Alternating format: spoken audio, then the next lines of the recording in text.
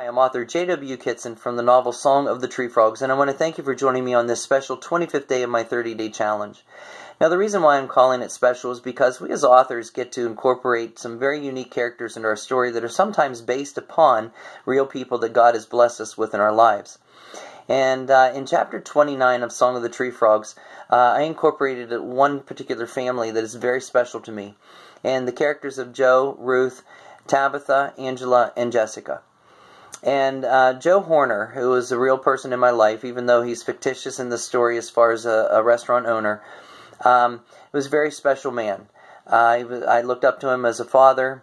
I could always count on him for some of the greatest advice that I've ever had, and I still use to this day. Joe had a great sense of humor, and I did incorporate that into the story. And kind of the interesting thing, too, about him is the fact that he and I had a very special handshake. It was like 3 handshakes incorporated into one. And one of my biggest regrets is that I did not incorporate that into the story.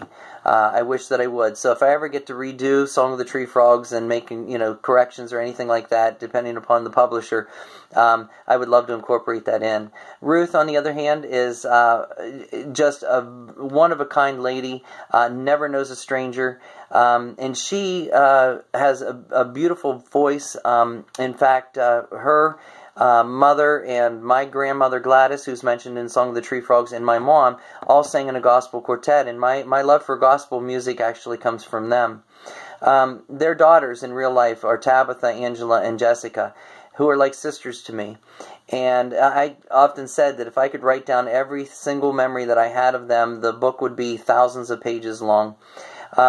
Just very wonderful people. Sadly, in December of 2017, Tabby died in her sleep. She had some complications and with her health and everything, and she passed into glory that particular time.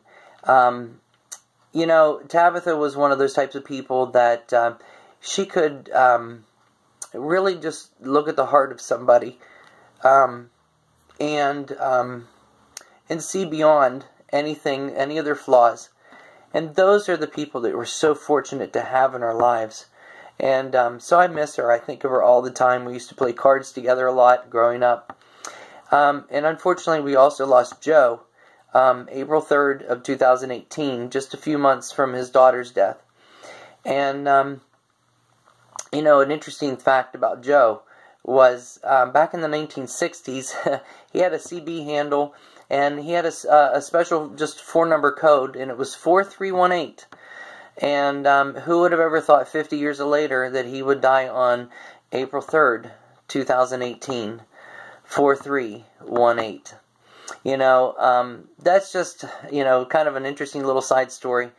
But I had to share it because, when people touch your life in a very unique way, you have got to be thankful for God, because He brought those people into your life. And sometimes people cross your path and they're gone.